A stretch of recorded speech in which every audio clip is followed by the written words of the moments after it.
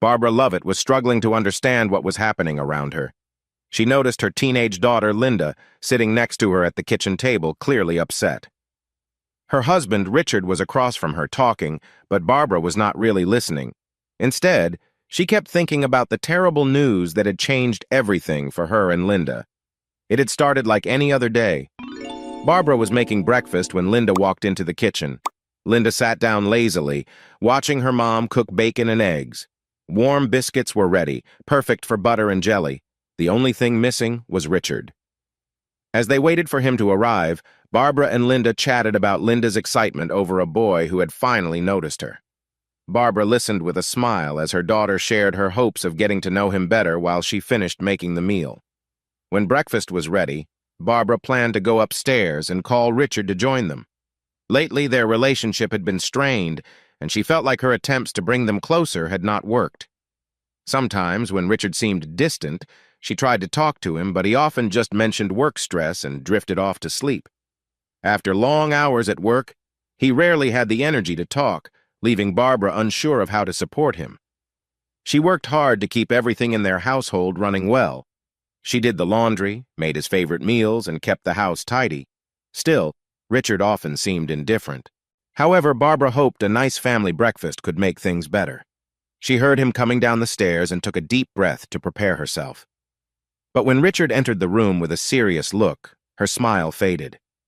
He sat at the table, ignoring the food. When he told Linda to leave the room, his tone made Barbara stop. Linda, sensing something was wrong, hesitated, but with a gentle nudge from Barbara, she finally went outside, worry on her face. Then Richard said the words no one wants to hear. "We need to talk." Taking a seat, Barbara braced herself for what was coming. She quickly learned how serious this talk would be. "Barbara, there's no easy way to say this, but I'm unhappy here and I've found someone else," he said. "I want a divorce." Before Barbara could fully react, Linda burst back into the room, clearly upset. Barbara felt stunned, trying to absorb the news. Linda asked her father why he was making this decision, distressed and confused. Richard looked uncomfortable as he hadn't expected Linda to come in. He explained he had met someone else. This did not help Linda feel better. She wanted to know why he no longer loved them. Richard assured her he would always care, but sometimes people grow apart, as he and Barbara had. Linda was unhappy with this answer and kept asking questions, but Richard repeated that he no longer loved Barbara.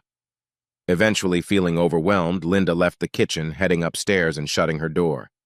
In the silence that followed, Richard said he would be leaving that morning and would return the next day for his things while Barbara was at work. He mentioned that divorce papers would come soon and would be handled by lawyers. Just before he left, Barbara called out to him.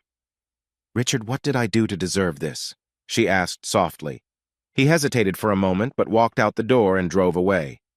Barbara sat at the table in a daze, listening to the clock tick as time passed. After a while, realizing she hadn't seen or heard from Linda, Barbara went to her daughter's room. She tapped lightly on the door before opening it. Linda was on her bed, turned away and still crying. Barbara climbed onto the bed and held her daughter, offering comfort while Linda continued to weep. "Why doesn't he love you anymore, Mommy?" Linda asked through her tears. Barbara held her close and whispered, "Hush, everything will be all right," unsure if she really believed it. They stayed like that for a long time until Barbara felt the urge to keep busy. She went downstairs to clean the kitchen. She threw away the food she had made earlier and washed the dishes. Then she decided to mop the kitchen floor, keeping herself occupied throughout the day. By night, exhausted, Barbara crawled into bed fully dressed and let her tears fall. On Monday morning, she woke early, following her usual routine of showering and preparing to teach her second-grade class. It was the last week before summer vacation. After a couple of slices of toast, Linda came into the kitchen and gave her mother a long hug. Linda left for school with her friend Beverly, leaving Barbara alone in the old house. She could no longer put off going to work and finally headed out. The smiling faces of her students made the day easier to bear. During lunch break, however, she sat alone in the teacher's lounge, staring out the window instead of engaging with others as she normally did. Although she was aware that people might be talking about her divorce, she understood that her actions were not helping. As soon as the school day ended, she left for home. Richard had kept his promise. All his things were gone. She collapsed onto her bed, deciding to stay there until Linda returned. She told Linda that she didn't want to cook and asked her to order a pizza instead. Linda went downstairs and after an hour came back to say the pizza had arrived. Barbara stayed in bed and asked Linda to save her a couple of slices. Another hour went by, and Linda said she was going to see her friend Beverly. Barbara didn't remind her about being home at a certain time and simply said she would see her later. At 3 a.m., she woke up and went to check on Linda. She wanted to make sure her daughter was home and safe. At 6 a.m., she started getting ready for work. This was how the last week went. By the week's end, she sensed that the news had spread. Several teachers were staring or whispering when they thought she couldn't hear. Barbara felt too numb to be angry or upset. All she wanted was to move past this hard week. Linda, her 15-year-old daughter, was worried about her mother, but she wasn't sure how to help. The weekend passed with an uneasy silence in the house. Linda tried to stay out of her mother's way to avoid adding to her worries. Barbara wished she could reassure Linda, but she didn't know how to express feelings she didn't quite understand herself. On Monday morning, Barbara noticed they were out of Linda's favorite cereal. She reminded herself to go to the grocery store. Since she had to go, she decided to make a list for the whole week. As she approached the store, she saw that her car needed gas, but she planned to fill up after shopping. Barbara wandered through the store, taking her time to compare prices. By the time she got to the checkout, her cart was full. The total was nearly $200. She handed her debit card to the cashier, who tried to process it. After a moment, the cashier frowned and tried again. "I'm sorry, Mrs. Lovett, but the bank isn't allowing this payment." Confused, Barbara asked, "What do you mean it isn't working? I've tried 3 times and it's not going through. Do you want to use a different card?" As Barbara sifted through her purse, she felt the impatience of the people waiting behind her. She offered her credit card and waited for the receipt. "Ma'am, this card is canceled," the cashier said. "That can't be right," Barbara said. "Please, try this one." She handed over another card, hearing murmurs of frustration from the customers behind her. "I'm sorry, but this card is also showing as canceled," the cashier replied. Barbara stood there in shock as someone behind her let out a sigh. The cashier called for a manager, and people started moving to different lines. Finally, the manager arrived, and the cashier explained what had happened. The manager turned to Barbara for an answer. "I've shopped here for years. I don't know why this is happening, but please let me pay with a personal check." The manager looked at her kindly and said, "I'm sorry, but we cannot accept checks if there are any issues with your cards. We'll need to put all these items back." He signaled to the cashier. Feeling embarrassed, Barbara left the store. Once in her car, she grabbed her phone to call Richard and find out what was going on. But when she pressed speed dial, she heard a message saying the service had been canceled. Starting her car, she noticed the low fuel warning light again.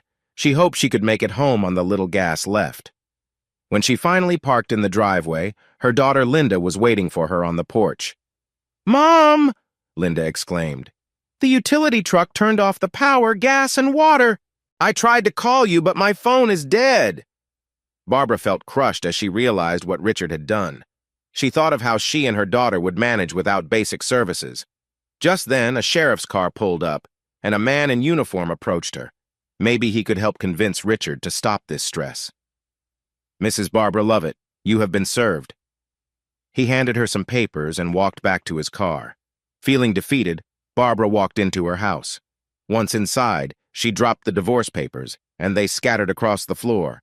Overwhelmed by stress and emotions, she stumbled into her bedroom. She needed a way to cope. For some reason, she started going through her closet until she found her old running shoes. Barbara remembered how much she loved running. She had enjoyed it in college before meeting Richard. Many things had happened since then: her marriage, becoming a mother, losing her own mother, and moving back to her hometown. It seemed there was always something stopping her from running, but now, nothing was in her way. She pulled out some old shorts and sweatpants. They felt snug, and she noted she had gained a little weight since the last time she wore them. She had a hard time putting on her sweatshirt, feeling a bit tight. After searching, she found one last pair of thin, athletic socks and bent down to put on her shoes, which pinched her feet. She tried to ignore the discomfort, thinking about a happy memory. Without warming up, she began jogging slowly down the street. She aimed to run to Lake Warrenton, a 10-mile distance from her house. In her younger days, she could do this easily. As she reached the block's end, she was breathing heavily but kept going through the old town. Dark clouds gathered on the horizon, but she pushed forward. By the time she left the city, she was panting with all the cars rushing by her on the highway. Suddenly, rain began to fall. At first it felt nice against her warm skin, but soon she was soaked and shivering as the storm got worse, with cars splashing muddy water around her. Her pace slowed as every part of her ached. The shoes felt bad as she stepped carefully. Her muscles cramped, begging her to stop, and her lungs burned from exertion. The rain shifted to hail, and she felt the sharp hits as they struck her. Soon, the sole of her left shoe came loose, and she stumbled trying to run with it flopping against her wet foot. Eventually, she caught her foot in a deep pothole and fell onto the rough shoulder of the highway. She skidded to a stop against the gravel, feeling defeated. As she lay there, she raised her hand to signal for help, but no one stopped. Car after car passed her as she called out for help. People ignored her, focused only on their destinations. She grew weak and didn't know how long she could stay awake. Using her last bit of strength, she rolled to sit up. Her dirty, torn clothes felt heavy and cold on her. She kept trying to flag down a kind stranger. A few times she thought cars were slowing down, which gave her hope, but they only sped up and left her behind. Finally, a car slowed down and stopped next to her. She looked up and recognized Richard's car. She reached out, but then saw a pretty woman smiling at her from the passenger seat.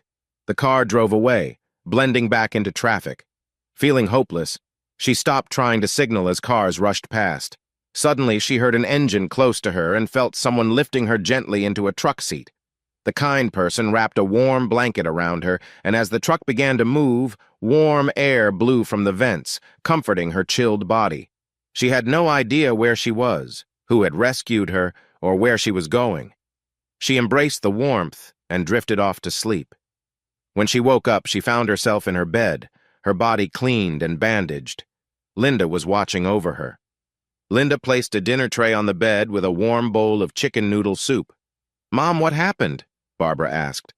"Just eat your soup, Mom," Linda said, offering her another spoonful. Barbara enjoyed the soup as it warmed her, and soon the bowl was empty. Feeling satisfied but uncomfortable from her injuries, she shifted in her bed. "Be careful. We don't want you in pain again," Linda warned gently. Barbara groaned but looked up at the ceiling. She noticed the light was on. "How did the lights get turned back on?" she asked. "It's all taken care of. Just relax and get better," Linda replied. As Barbara settled back into the soft bed, she heard noises coming from downstairs. She decided to wait until tomorrow, when she hoped to feel better, to ask Linda what was happening as she drifted off again. When she woke up, it was late Tuesday afternoon and she was alone. Her cell phone blinked on the dresser, showing a message. She opened it and read from Linda, saying she was with Beverly and would return soon. At least she had phone service. She wondered what had made Richard change his mind. Did seeing her vulnerable make him feel guilty? Who was the woman with him? Did she have something to do with his decisions? Before she could think more about it, she heard the sound of power tools coming from downstairs. She frowned. Linda could do many things, but she wasn't sure power tools were one of them. She tried to get up, but the pain made her stay still. Then she spotted something unusual on her wall. A large flat-screen TV was mounted there. The remote was nearby. Maybe Richard had bought this as an apology gift. Perhaps he had reconsidered and would come back home. She turned on the TV and saw that they now had every cable station. Settling back, she began to watch and drifted off to sleep again. When she awoke, Linda was sitting on the couch, watching the new television. "Hey, Mom, are you hungry?" Before Barbara could answer, Linda ran downstairs and came back with a full food tray. On the plate was pork chop, mashed potatoes, green beans, corn, and biscuits, along with a cold glass of sweet tea. Linda smiled, saying, "It's been kept warm. There's peach cobbler for dessert when you finish." Barbara took her first bite and quickly enjoyed the rest of her meal. Linda quickly went downstairs and returned with a bowl of warm peach cobbler topped with ice cream. The dessert was delicious, and she savored every bite. When she was done, she said, "Linda, if I had known you could cook like this, I would have pushed you to cook years ago." Linda felt a bit shy from the praise. She was about to speak when Barbara asked, "Linda, where's your dad? I need to talk to him." Linda replied, "I don't know where he is, and honestly, I don't care. After what he did to us, he can sort it out himself." Barbara was taken aback by the strength of her daughter's feelings. She had never heard her speak so strongly before. "Linda, let's keep our conversation respectful. And remember, he is your father, and he cares about you." "Mom, if he cared about us, he wouldn't have done what he did." "When families separate, they sometimes act in ways we don't understand. Your dad has realized some of his mistakes and is trying to change," Barbara said, unsure if she believed her own words. "He really showed it today, Mom. Just this morning I found out he canceled my payment for the class trip to New York. Yeah, he really cares about me," Linda said, full of sarcasm. "Too bad. I'm going anyway." Barbara felt confused and sad. She could relate to Richard's feelings, but why would he hurt their daughter? It didn't make sense, especially since he had turned the power back on. "Honey, I can't explain why he did that, but give him a day or two to reconsider. He did the same thing with the electricity." "He didn't do anything with the electricity or the gas or the water. He didn't restore our phone service. He didn't buy food or take care of us these last few days. If it were up to him, we would be really struggling." "Then, Linda, who has been looking after us? Who restored all the utilities? Who is paying for our phones?" Barbara asked. "Our neighbor, John Dupree." Barbara was surprised by this answer. John had been their neighbor since Barbara, Richard, and Linda moved into her mother's house 5 years ago. It had been a tough time for Barbara, losing her mother and taking on the large home that had been in her family for a long time. She remembered meeting John at her mother's funeral when he offered his sympathy. Barbara recalled how sad he looked after losing his own mother. A couple of months later, when they moved in, John had come over to help. Richard had dismissed his offer, but John had just walked home calmly. After that, they had mostly exchanged friendly waves. Richard's attitude kept them distant, especially after they settled in. They discovered that John enjoyed playing guitar on his porch in the evenings, which many neighbors liked. However, Richard loudly complained for him to stop.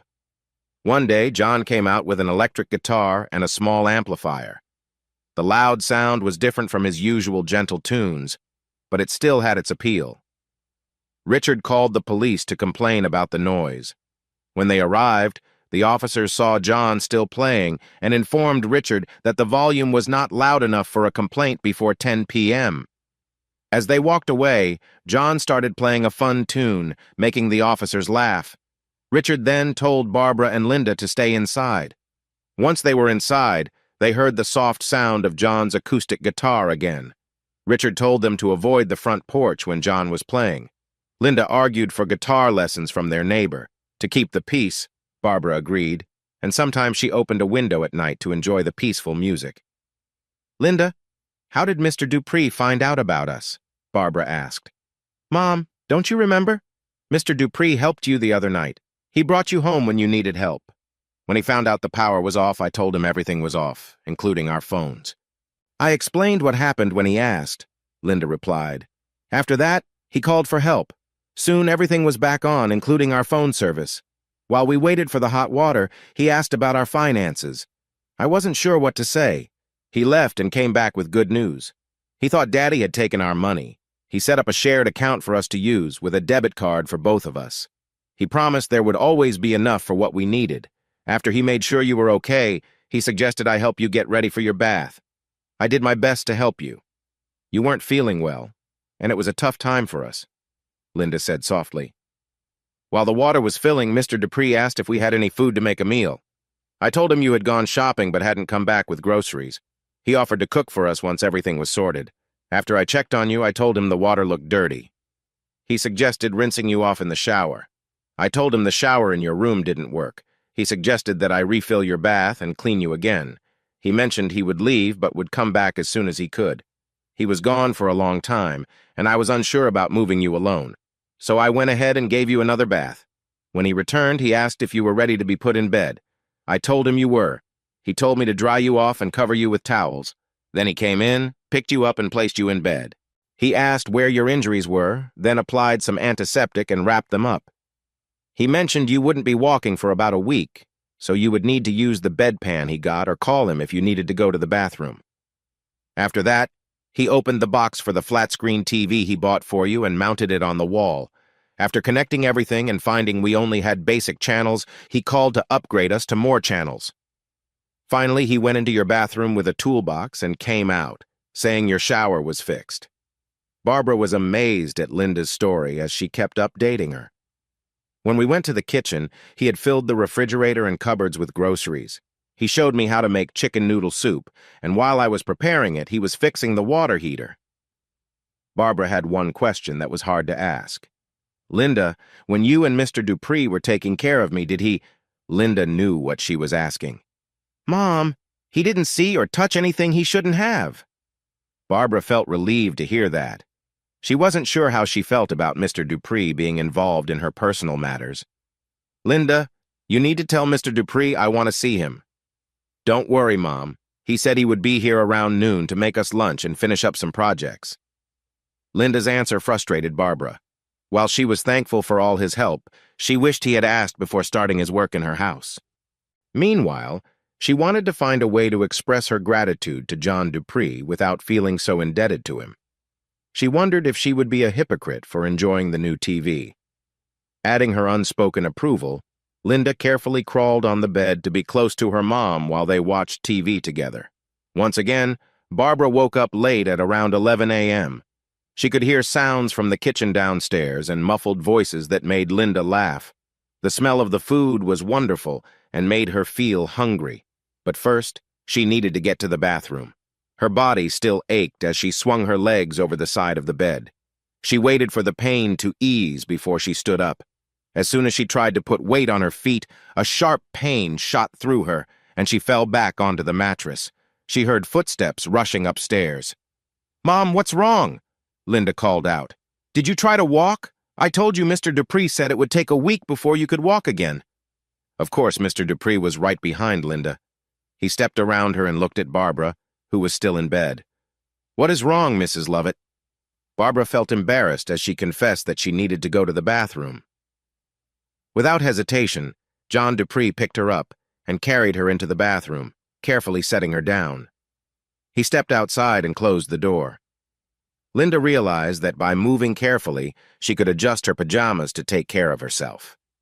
When she was done, she awkwardly washed her hands.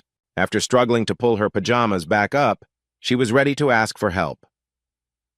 John Dupree gently opened the door and peeked in at Barbara.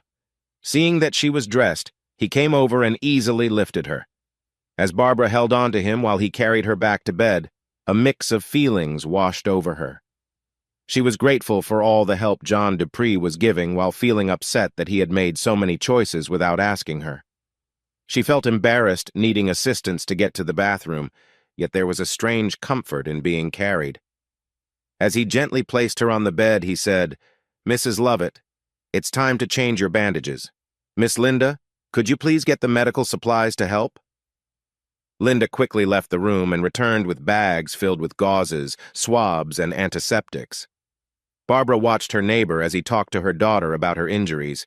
He was a couple of inches taller than her, slim and fit, with light brown hair that had some gray. His face was kind, with green eyes, much like hers. As he carefully removed the bandages from her injuries, he kept a conversation going with Linda, explaining what they were seeing and what to do next. He asked her questions and praised her for getting the answers right. Barbara never expected Linda to be so interested in medicine, but she was glad to see John Dupree encouraging her. Now, he said in his soft voice, we are going to check the injuries, Miss Linda. Removing these bandages might hurt your mother a little, but I will be careful. The injuries might not look good, so if you need to step out, that's okay. Linda looked at him with determination. I can handle this, Mr. Dupree. Barbara could only watch as they sat at the foot of the bed, taking care of her injured feet. As he carefully took off the layers of bandages, Barbara felt some discomfort but no real pain. She noticed him watching her closely when she flinched slightly, clearly trying to understand how she felt while he treated her feet gently. Linda breathed in sharply as the last bandage came off. "Now, Miss Linda, this might look a little tough, but this is the most difficult part. I want you to clean the wounds carefully, like this." Barbara felt a soft touch on the bottoms of her feet. "Be gentle and thorough as you cleanse the wounds. Use antiseptic generously to make sure every spot is taken care of. This includes the bottoms, the tops of the feet, and even between the toes. Everything must be clean before we cover her feet again." Linda nodded and continued to treat her mother's injuries. While Barbara watched, she saw John Dupree stand up and come over. "Mrs. Lovett, would you like something for your comfort?" This question made her a bit uneasy. No one in the neighborhood really knew what John Dupree did for a living. Since he moved to Warrenton a decade ago, he had not shown any clear way of making a living, but managed to buy the biggest house in a nice part of town. When her mother was alive, she ignored the stories about John Dupree being involved in shady business. After moving to Warrenton, Richard always loved sharing negative stories about him, mocking John whenever he could, even about his old 1965 Chevy pickup, which always looked well kept. Rumors had spread in Warrenton since Barbara and her family returned. John Dupree seemed unaffected by the gossip about him. The only thing that seemed to bother him was his ongoing conflict with the Warrenton Historical Society. The society was made up of the wives from wealthy and prominent families in the area. They had a strong influence on the town's social and cultural life for the past century. Anyone who opposed them was often pushed out of town, as local businesses would refuse to help them. They had many causes, but none as important as the 4th of July celebration. During this festive time, they dressed up the county courthouse with decorations and organized the decorating of the large homes around it. Homeowners had to follow the society's wishes during the celebrations, which revolved around the courthouse square. At the festival, visitors were required to buy tickets for food, drinks, rides, and products from different booths. Those with unused tickets could not sell them again. Plus, all vendors and entertainers had to get licenses to set up around the courthouse. This money helped fund the society's activities. Also, homeowners around the square had to open their homes for the society's use during the decorations. This meant that during the 4th of July celebrations, society members and their families would use the lawns and porches of those homes as needed. Homeowners were discouraged from hosting guests, as it could ruin the society's enjoyment of the holiday. Barbara remembered being sent away from her own porch as a child while trying to watch fireworks. Her father, who was the circuit clerk of Warrenton County, would explain to Barbara each year why he needed to keep the society happy for his re-election. While she understood his reasoning, it didn't mean she had to agree. She promised herself that once she owned the house, she would change that. After she left for college, her father passed away, and her mother was chosen to finish his term. Once settled in, her mother discovered she liked the role and ran for election. She was re-elected many times until she passed away. However, Barbara's mother often felt restricted by the society's power. While Barbara and Richard lived away from Warrenton, John Dupree moved next to her mother. When July came, a member of the society knocked on his door to inform him they would decorate his house. He asked them to explain the tradition further. He looked at them and said quietly that he didn't celebrate the 4th anymore, then closed the door. The members shocked by this never had anyone turn down their requests before. There were phone calls, and that evening the whole society met to talk about the unexpected situation. They decided that the next morning they would approach Mr. John Dupree again and ask him to change his mind. When they arrived and introduced themselves, they explained why following their wishes was important. He waited for them to finish, then kindly said he understood their request, but he would not allow them to decorate his house or use it on the 4th.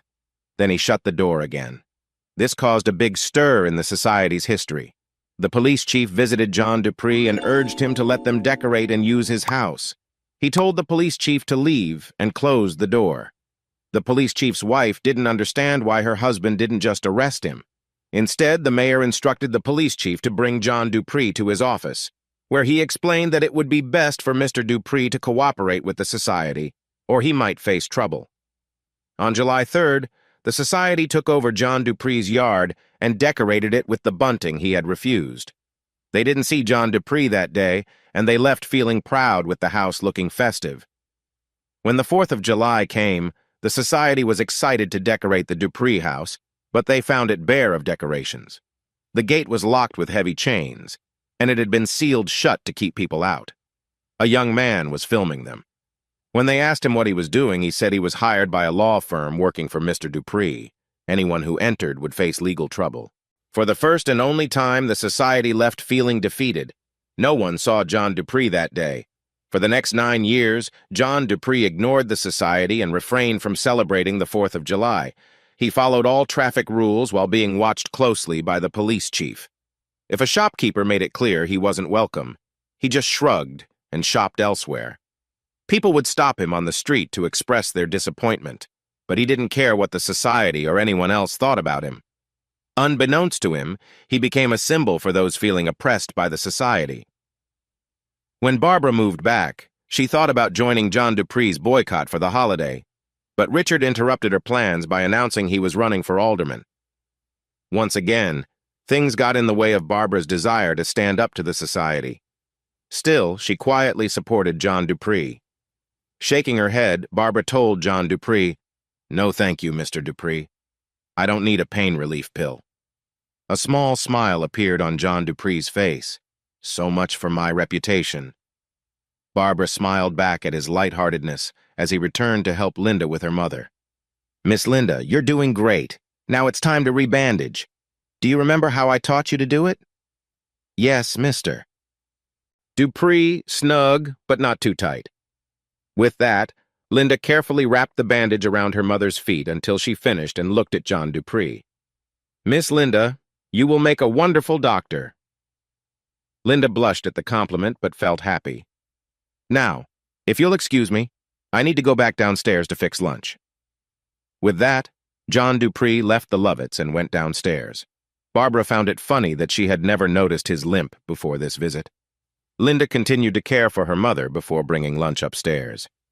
Mr. Dupree said he had to take care of some business but would return later to cook dinner, Linda shared as she set down a tray with a prime rib sandwich, homemade fries, and a pickle. "He told me he would teach me a lemon pepper chicken recipe tonight." "Linda, why didn't you want to learn to cook from me?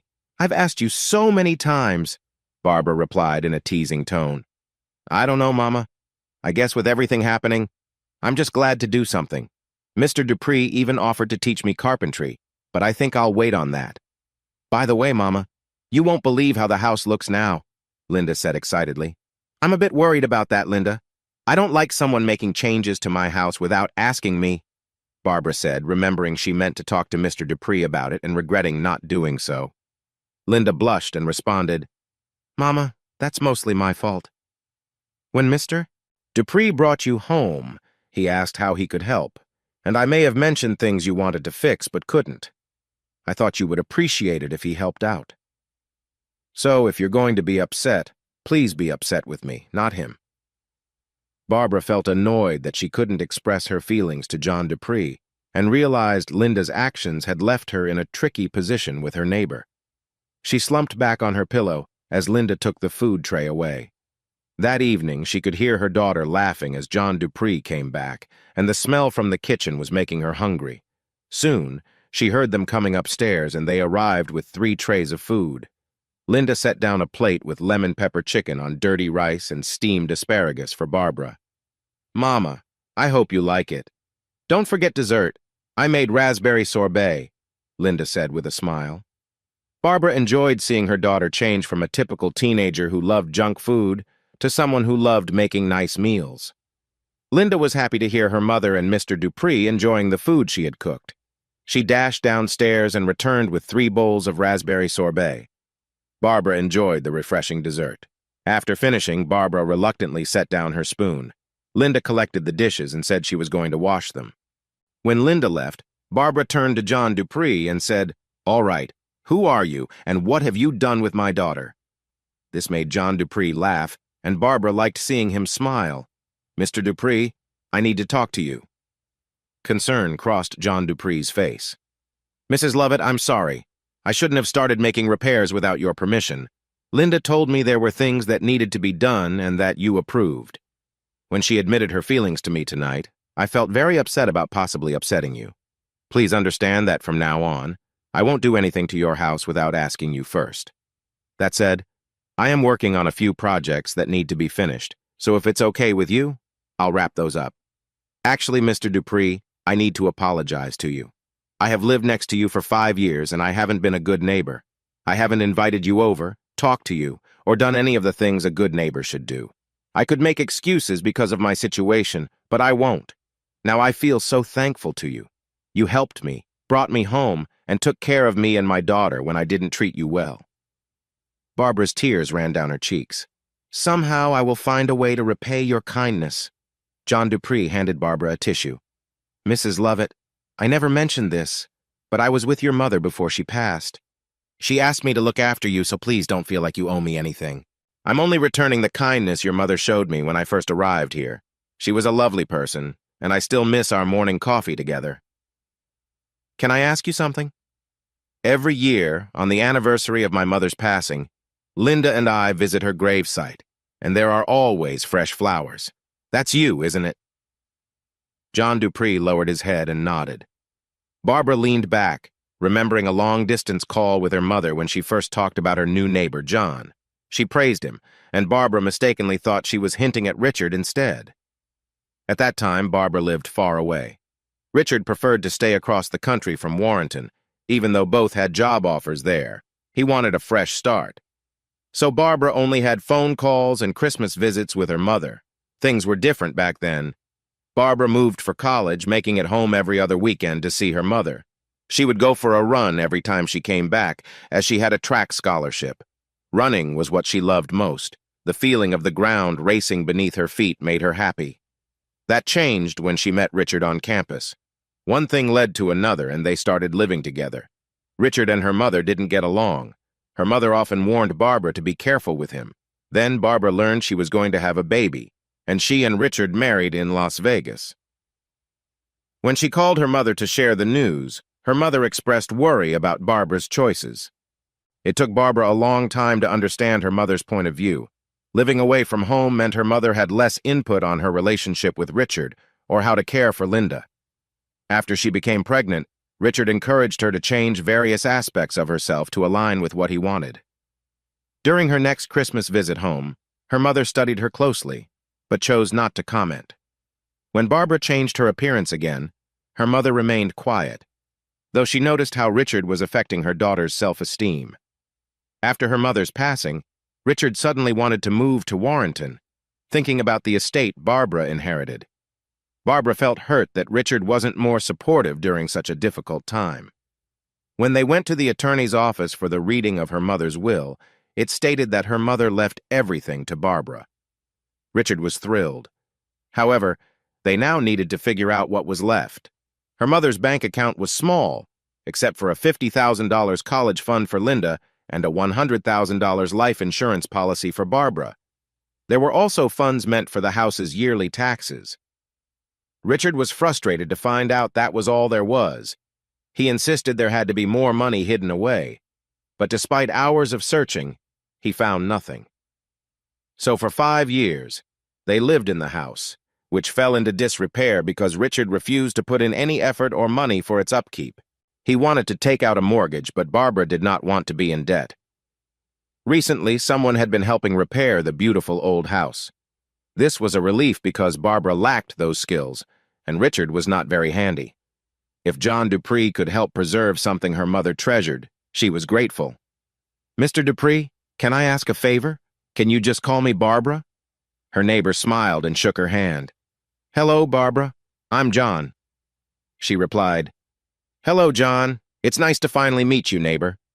After their meeting, Barbara quickly started to feel better and was able to walk to the bathroom on her own.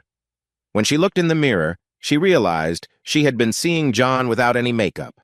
She asked Linda to bring her a chair for the sink and help with her hair. Barbara spent the afternoon brushing it out. When she finally applied her makeup, she felt much better about herself. People had always said she was beautiful. She looked in the mirror and felt pleased with what she saw. She decided that she wanted to return to her natural auburn hair color, thinking a different style might suit her better.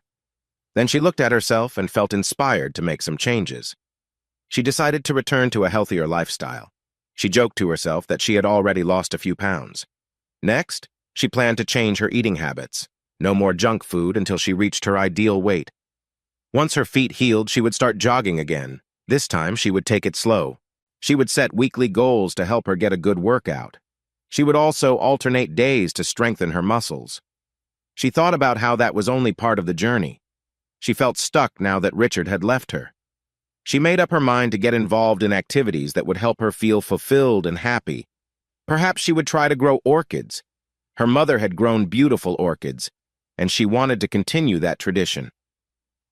But then she remembered the poor condition of the greenhouse and sighed as she got up from her chair to return to bed. Baby steps, she reminded herself. That evening she enjoyed shrimp etouffee, and Linda watched her closely as she ate.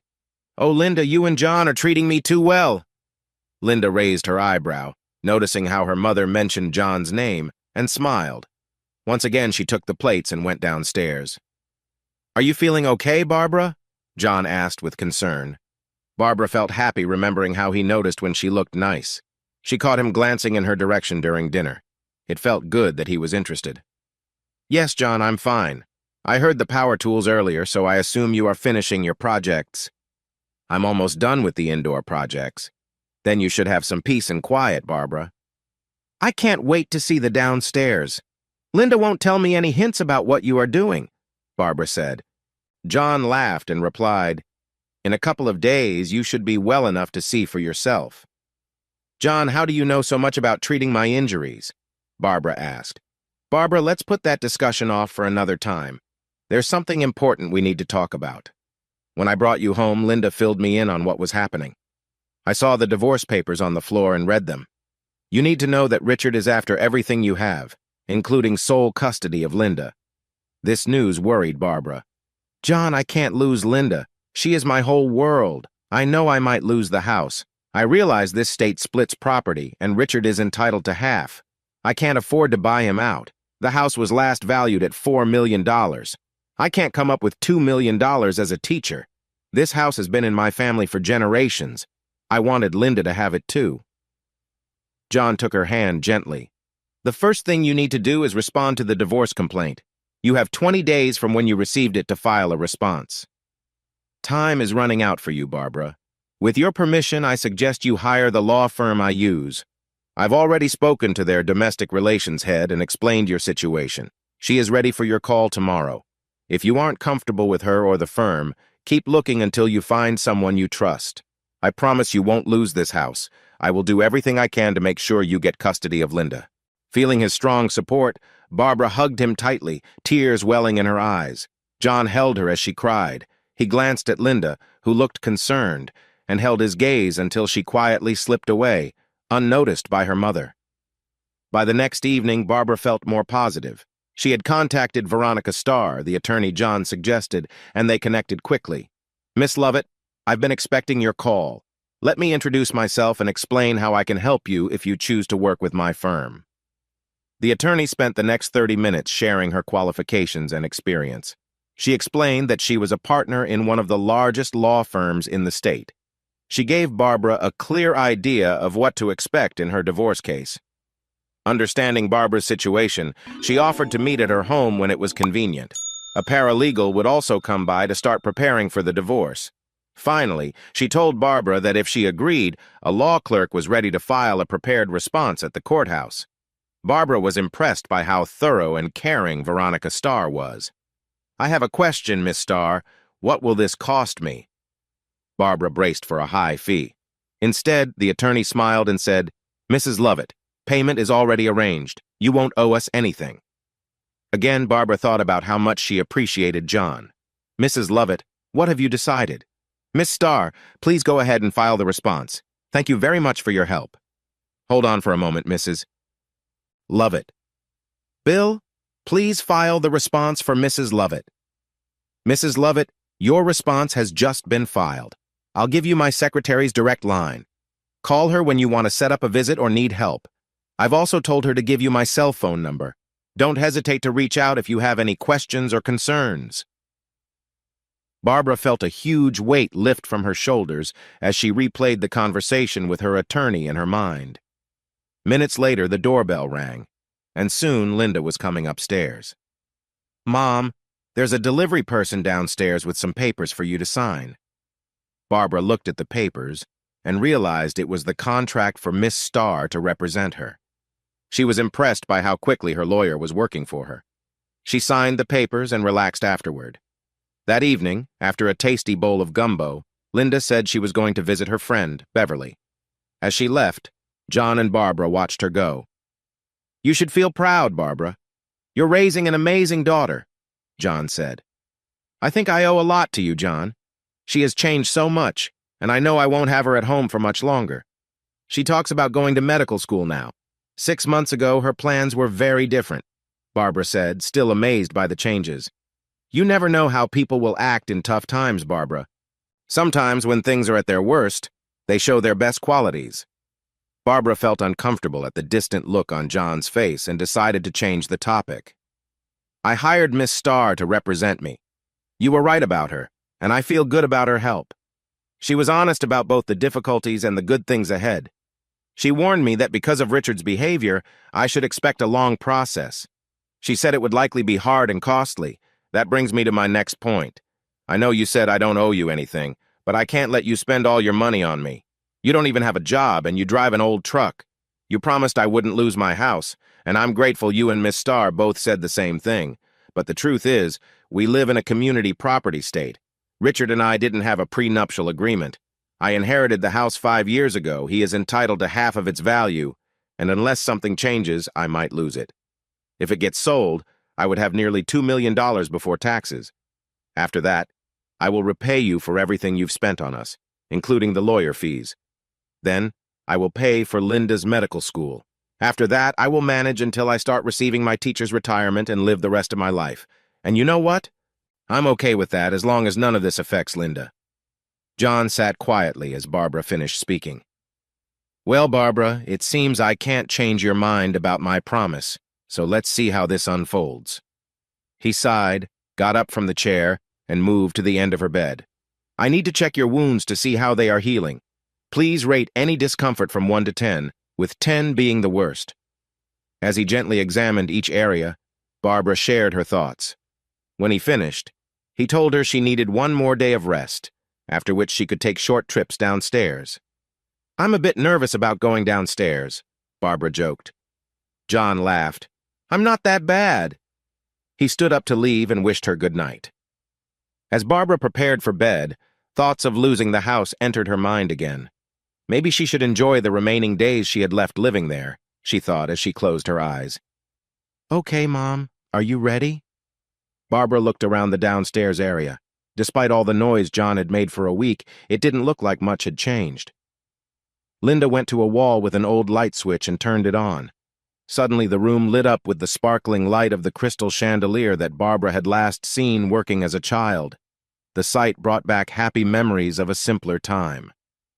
Barbara walked around the room, looking up at the chandelier in awe. She remembered that her grandparents had said the wiring was broken the last time she had visited. For all those years, it hung beautifully, but was not working. When her parents moved in, her father had gotten a quote to fix it, but it was too expensive to tear up the wall and replace the wiring. "Do you like it, Mom?" Linda asked. "Mr. Dupree ran a new electrical line to the light without damaging the wall. Then we cleaned the crystals with white vinegar. Look how it makes the room sparkle," Linda exclaimed. "He also fixed the dimmer, so you can change the brightness. Now look at the floor. Remember how it had so many bare spots? Mr. Dupree rented a floor sander and refinished the whole first floor before restaining it. I was surprised you couldn't smell anything."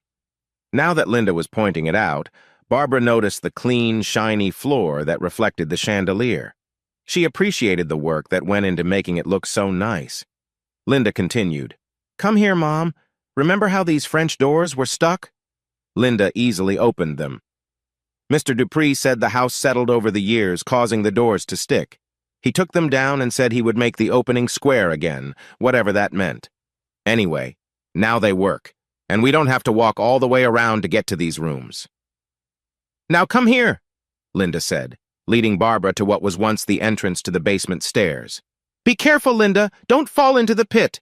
Barbara yelled to warn her. Instead, Linda walked down the new set of stairs into the basement. I've found the neatest things down here about our family. It's been here all along, and we didn't know. Barbara couldn't help but feel amazed at the changes that kept the house looking nice. She wanted to join her daughter in exploring the basement, but she was on her feet long enough. She told Linda they should rest on the porch where Mr. Dupree was working. Linda led her outside to the porch. John Dupree was using a sledgehammer, breaking up the remaining brick foundation of what had once been the house's fence. Vandals from 2 Halloweens ago had found the old fence with crumbling bricks and had taken it away. Barbara and Richard had gotten an estimate to replace the fence, but the homeowner's insurance company didn't want to cover the $30,000 cost. Richard managed to settle for $4,000, and the old fence was removed. Mr. Dupree is going to put up a new fence. He said he would make a template, use pre-cut iron, and then connect the rods together. He'll smooth out any rough spots and paint it black. He wanted to know what kind of decoration we wanted on top of the vertical rods. Barbara admired John Dupree's strong build as he worked. His figure reminded her of old martial arts posters filled with energy. She noticed some scars on his torso and wondered how he got them. He finally noticed them and put on his t-shirt. Good morning, ladies, he said, walking toward them.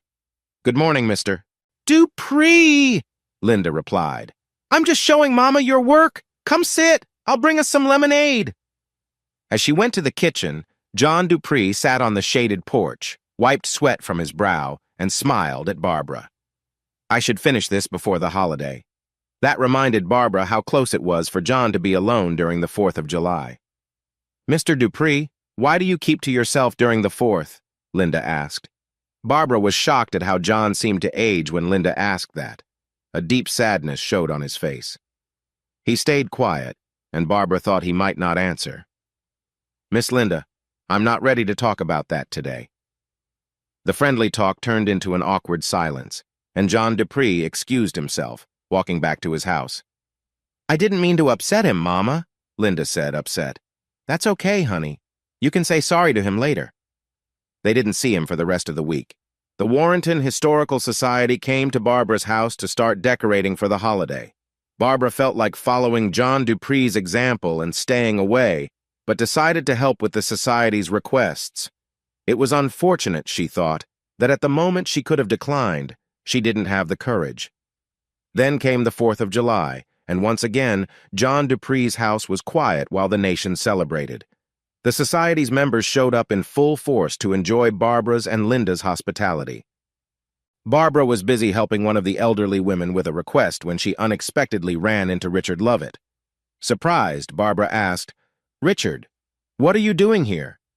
He replied, Since you involved your law firm with me, I thought I'd bring my fiancée to see the home she will live in. Kim, this is my wife, Linda. A young woman with a confident smile came over to Richard's side and casually draped her arm around him. Barbara recognized her from a previous encounter. I'm going to love decorating this house, the woman said. You might know my mother. She is the president of the Warrenton Historical Society. She has been saying for years that the society should take charge of these homes.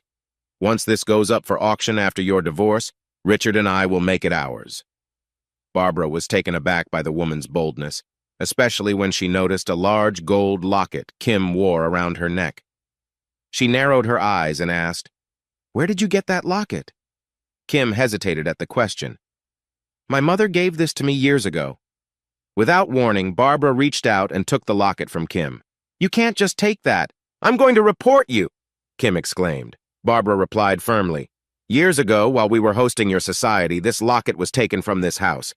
It belonged to my mother, and it seems your mother has some explaining to do. Now there was a police report made, and there was a homeowner insurance report made with photographs of this locket, including pictures of it.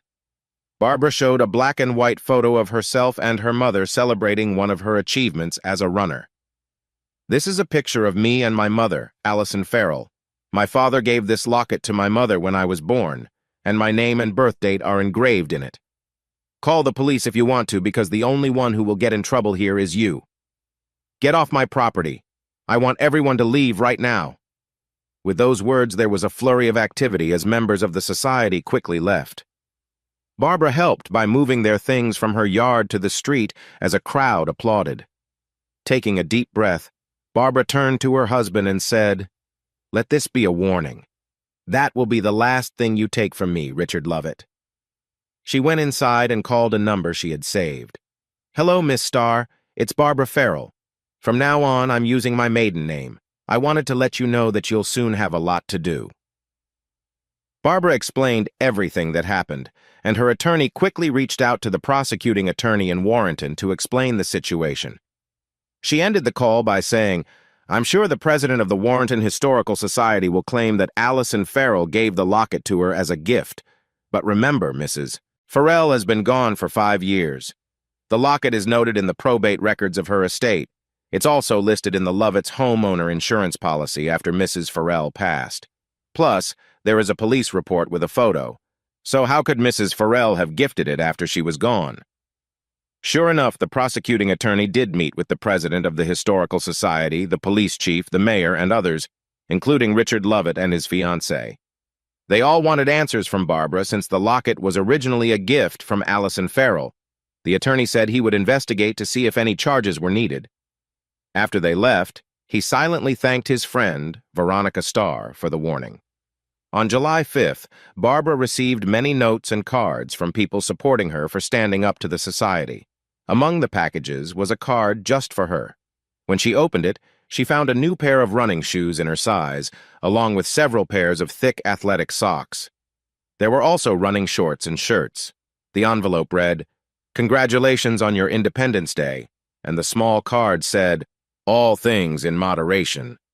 To celebrate, Barbara decided to remove the saline implant that she had taken at Richard's suggestion. After her procedure, she came home to find her wrought iron fence restored, complete with its original style. She wished she had also asked John to fix her mother's greenhouse.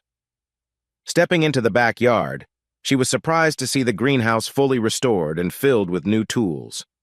She promised herself that once she was healed, she would start planting orchids. John came by daily to check on her and brought a potted orchid with each visit. He would show it to her and then repot it in her greenhouse. Every day brought a new variety. When she finished her recovery, she entered the greenhouse to find not just the orchids he had shown her, but many more. The greenhouse was overflowing with colorful orchids. She hugged him spontaneously, then stepped back, surprised. It had been a while since she had shared a moment with someone special. Would John be open to a deeper friendship? Should she consider it? She knew it could change everything, and she worried about how it might affect her divorce. Richard could use any information against her. In that moment, all John knew was that 1 second, a lovely woman was in his arms, and the next, she had pulled away, leaving him puzzled. Meanwhile, the divorce case was growing more intense. After Barbara stood up to Richard and the society, they were more determined than ever to challenge her. They filed many depositions to increase legal costs, forcing Barbara's law firm to respond with a large team of experts, which stalled proceedings significantly. They even tried to get Barbara removed from her teaching job, but a quick call from her attorney to the school district stopped that. All this added stress for Barbara, even though her attorney advised her to focus on healing while she handled the legal issues. Barbara started running again, slowly and carefully. Her first run was just to the end of the block and back. It felt funny to warm up and stretch for such a short distance, but she was determined to stick to her plan. The next run was a little farther, and each day of the week, she added more distance. In the second week, she maintained the distance she completed on the 7th day to help her body adjust. By the first day of the 3rd week, she added more distance again. Each day brought new goals, and in the 4th week, she focused on adjusting her runs. Odd weeks were for building up distance, while even weeks focused on acclimation. It wasn't easy for Barbara. It took time for her body to recover, and Linda and John checked in on her to make sure she didn't overdo it. Yet she stuck to her plan and continued to run. When she weighed herself and saw she had lost her first pound, she was thrilled, even knowing that her body changing from fat to muscle might cause temporary weight gain. She wouldn't let herself feel down. Every night, Linda and John lifted her spirits with kind words. She nervously asked if they could cook lighter meals to help her eat less. They agreed right away, and decided to eat the same meals as her to show support. Linda suggested she and John join her on her runs, but John thought otherwise. "I think your mom likes to run by herself. Besides, I can't keep up with you both." So Barbara continued to run alone as time went on, and the feelings from her divorce still weighed on her. January, February, and March passed, and Barbara kept running, reaching the edge of the city as her turning point. As April came, the weather warmed up, and Barbara got rid of her winter running clothes. She noticed that during her runs, a certain old Chevy truck seemed to watch over her, but she never mentioned it to John. In May, she extended her running distance. Her hair, now its natural color, was tied back in a ponytail. Her stamina improved, and she felt lighter. Her running shoes were comfortable, and they didn't bother her anymore. Now her turning point was where she had stumbled the previous June. Each time she reached that spot felt like a small victory. Still, that truck seemed to follow her. By the last week of May, she wore a light shirt and running shorts that showed off her fit legs. That was when trouble started. A car full of young men drove by, honking and waving. She ignored them, just as she did with the truck drivers who honked. But one car made a sharp turn and drove toward her, making her nervous as it blocked her way. "Hey there, want to join us?" the driver called. "Of course she's interested," one of the passengers added, trying to reach for her. Barbara skillfully dodged him and took a step back. "Don't be like that!" another passenger exclaimed. He caught her arm and pulled her closer, but she struggled to break free and he just laughed. Then, out of nowhere, John got out of his vehicle and rushed toward her. His sudden presence made her uneasy, as he looked different from the John she knew. "Hey, leave her alone!" one of the men shouted. Ignoring him, John kept walking toward Barbara. One of the larger passengers stepped in front of him. In a flash, John pushed him aside, and the young man fell. The driver and another passenger rushed at John, but he quickly handled them and continued toward Barbara. One of the passengers who had tried to grab her reached into his pocket, and she heard the sound of something clicking open. John showed no fear as he stepped in front of the man. In a tone Barbara had never heard, John warned the man about what would happen if he didn't let Barbara go. The man had one chance to escape, and that was to let Barbara go and back away. Otherwise, things would not end well for him. Realizing this, the man let Barbara go, dropped whatever he had, and ran off. John wrapped his arms around her as she cried and then walked her back to his truck to take her home. From that moment, Barbara felt safe knowing John was always nearby, looking out for her. She never saw those young men again, just the occasional sound of car horns from passing vehicles. On a quiet afternoon run, she reached a remote stretch of road surrounded by fields. Suddenly, she stopped as a beautiful elk stepped out from the trees and walked towards a pond. As she watched, John pulled up to check on her. He stood behind her, and together they quietly enjoyed the sight of the animal drinking. Soon, a group of female elk appeared, and the male elk, finished with his drink, showed his strength to the herd. They watched as he displayed his role in nature, a strong leader in his area. Eventually, the herd wandered back into the woods, leaving Barbara and John standing in a peaceful silence. Barbara knew that if they stayed too long, her emotions might overwhelm her. So reluctantly, she stepped away and continued her run, while John watched her figure disappear in the distance, before getting back to his truck to follow her. Barbara went to her lawyer's meeting with Richard and was struck by how revealing his words were. One after another, his comments painted a picture of him, while Barbara's lawyer had prepared her with practice sessions, challenging her with tough questions to help her get ready.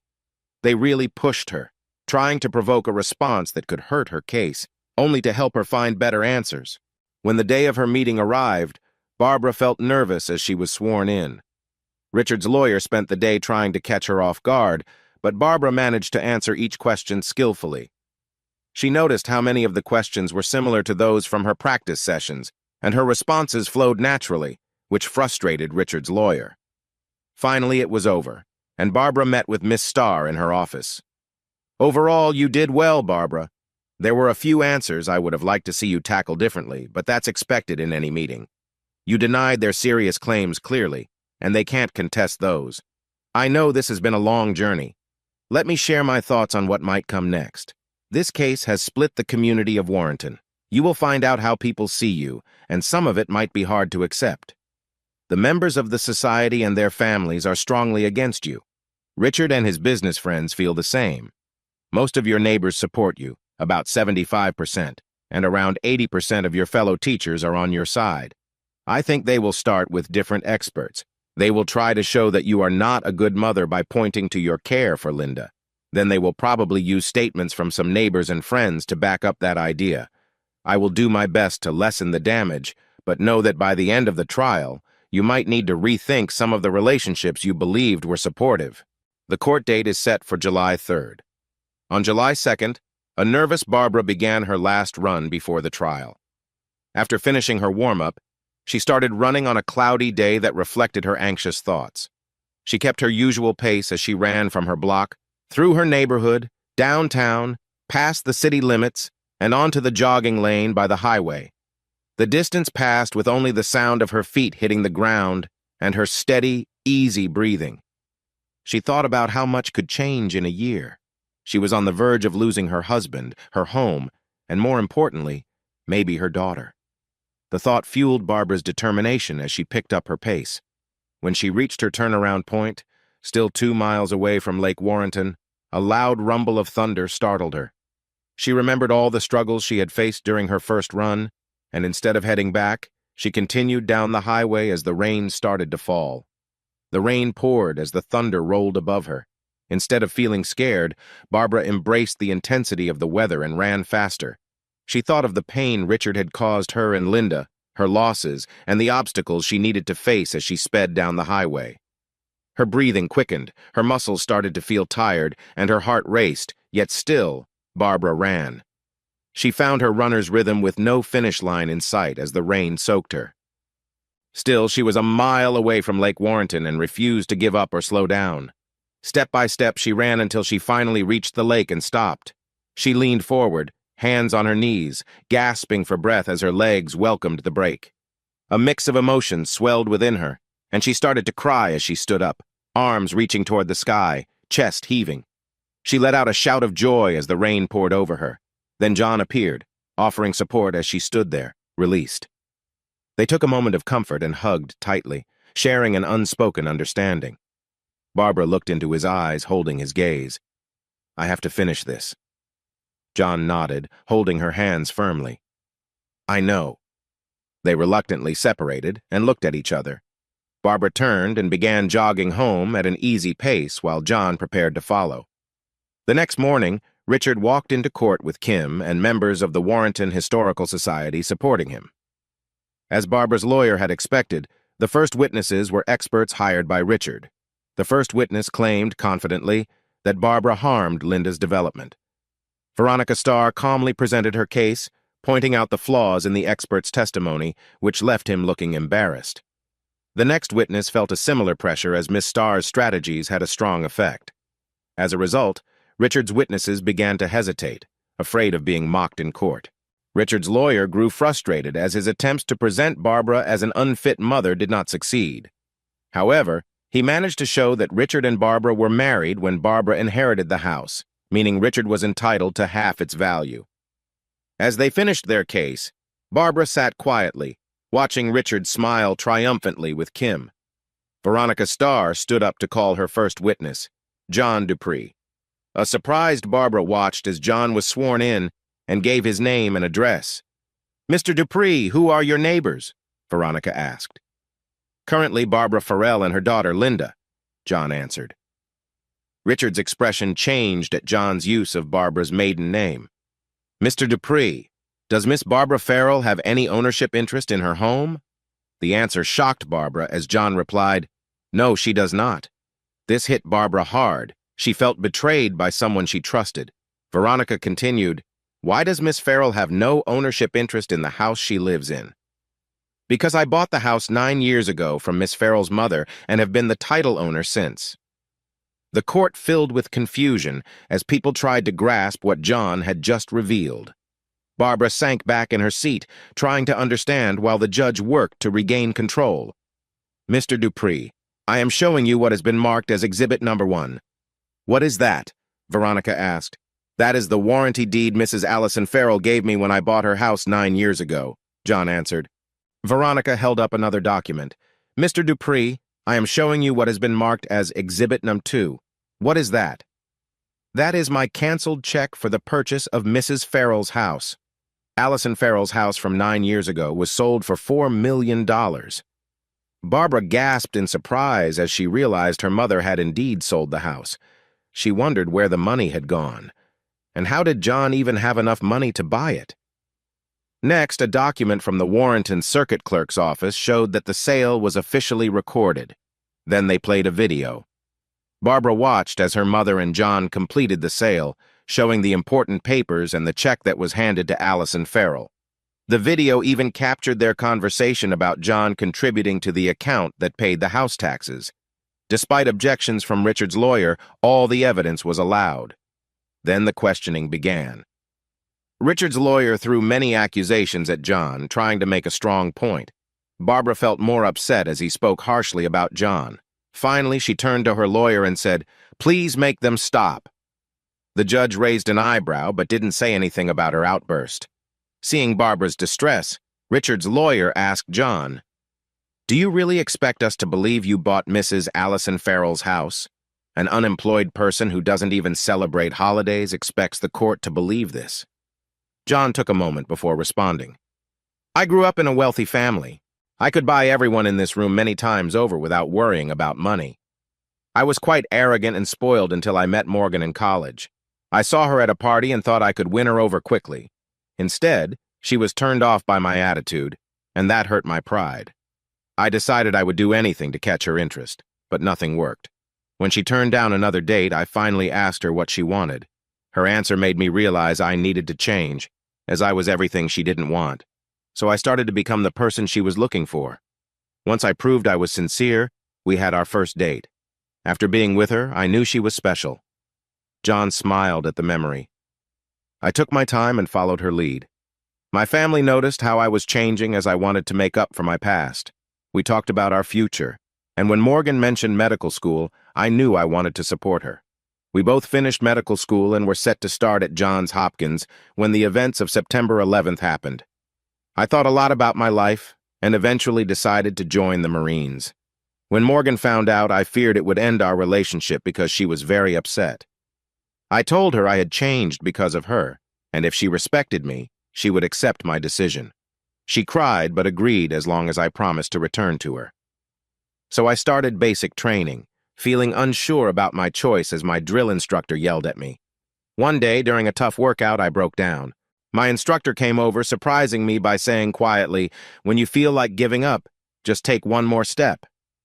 Somehow, I found the strength to keep going until I finished training. We were sent to Afghanistan, and after a few months, an ambush occurred. I was supposed to be at the base hospital, but chose to go on a rescue helicopter. As we landed, we were hit and forced to crash.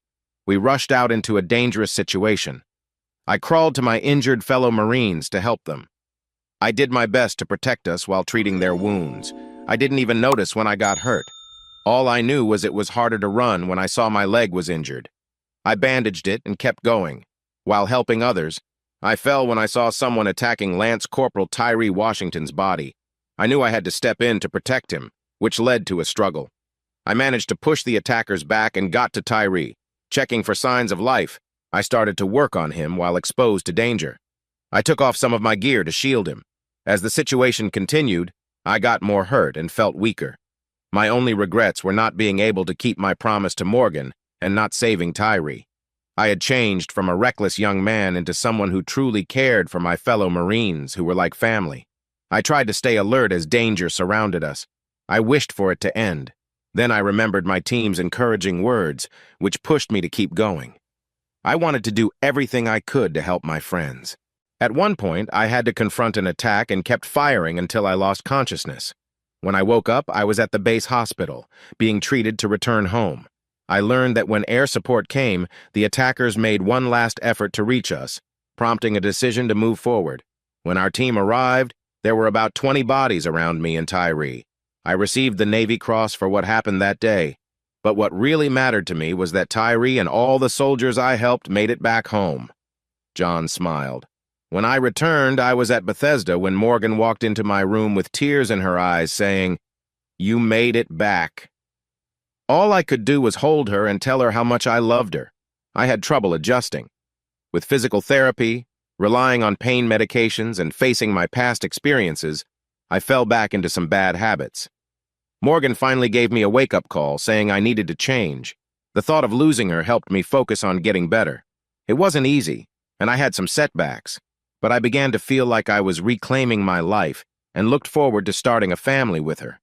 During a regular checkup, her doctor found some concerning signs. They ran more tests and discovered she had cancer. Before we could start treatment, things were looking very serious. I begged her to stay, but she looked at me gently and said, "You have to let me go." Tears streamed down John Dupree's cheeks, wetting his shirt. After a moment, he said, "Do you know what day she died? It was the 4th of July. With that, he began to cry in the silent courtroom. Barbara cried with him, watching him shake with sadness.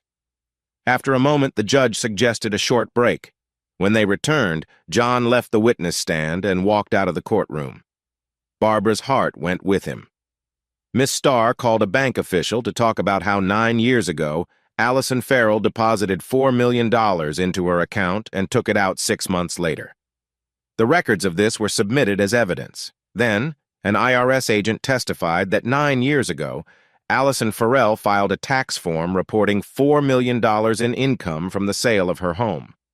The copy of this tax form was also included as evidence. Richard's lawyer struggled throughout the hearing.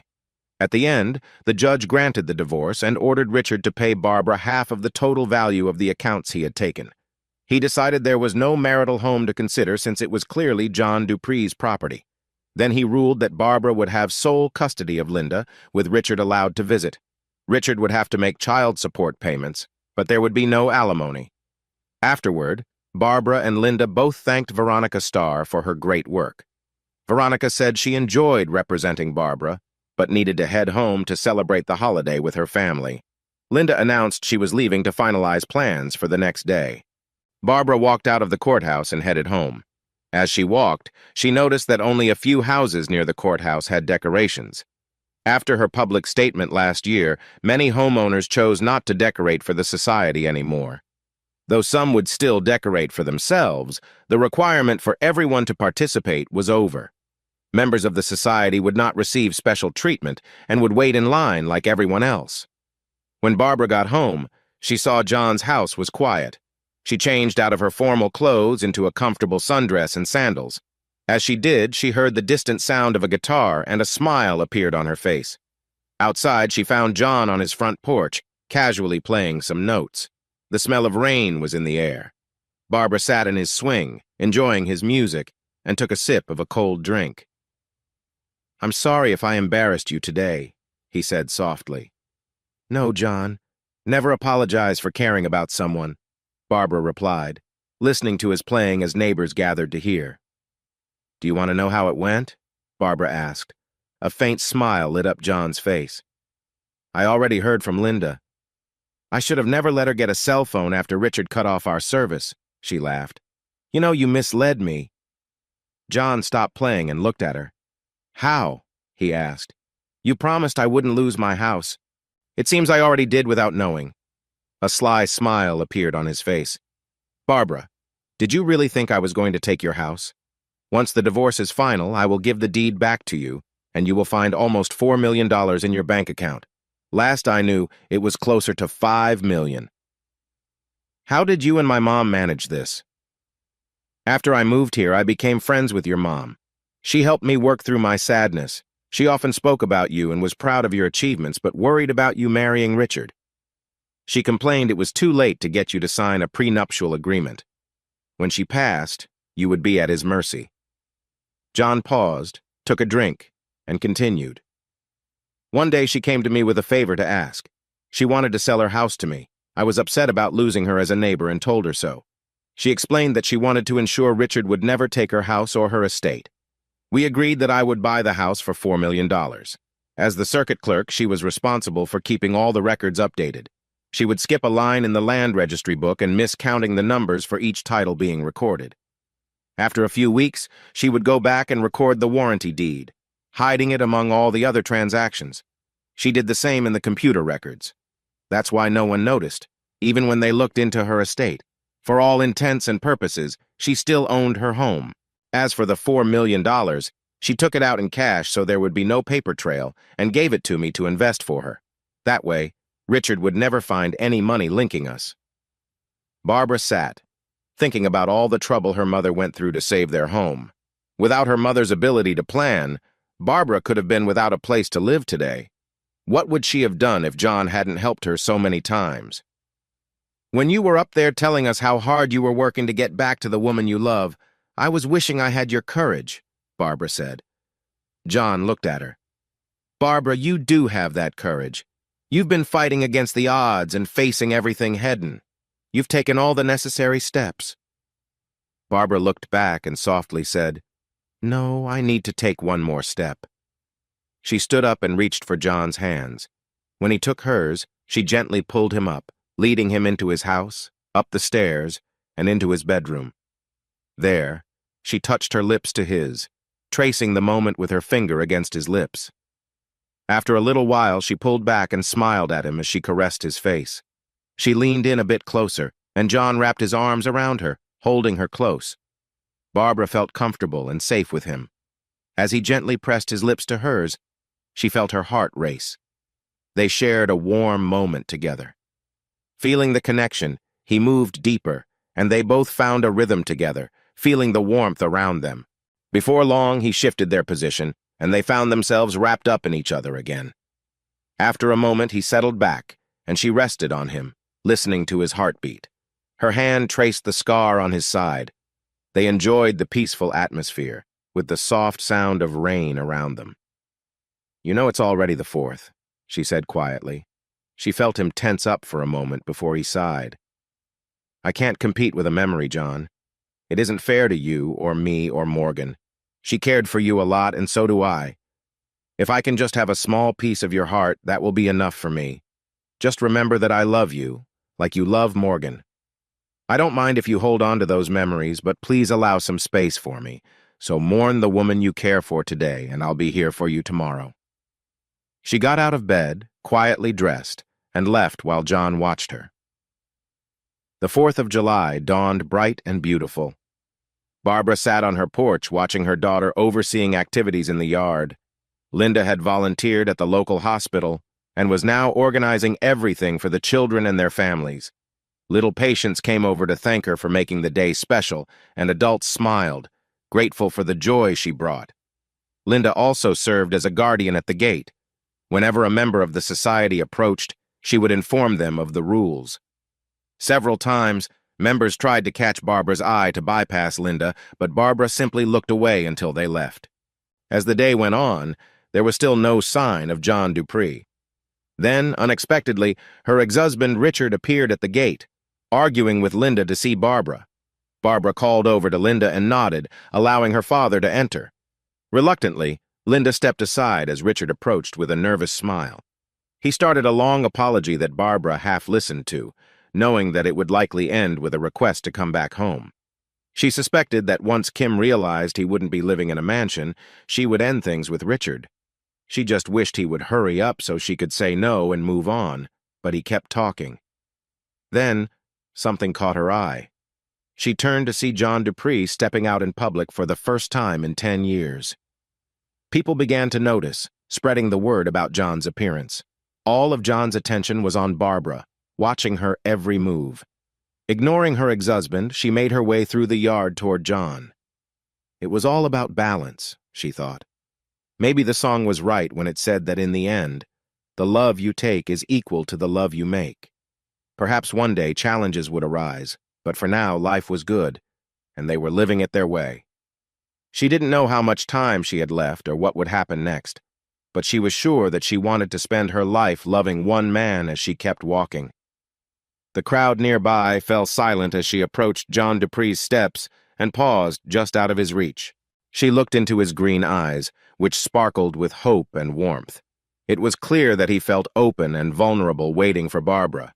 She could see that her own eyes shared those same feelings. With all the love she had, She kept looking at him, still just beyond his reach. Then she took one more step,